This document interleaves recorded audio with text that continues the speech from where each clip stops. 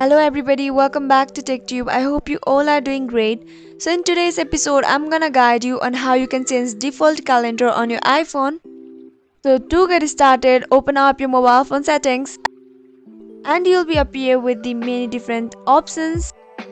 And if you scroll all the way down, you can see the calendar option. Go ahead and tap on it. And here you can see default calendar. Tap on it. Once you tap on it, you'll be appear with the different Gmail accounts and iCloud section and many more.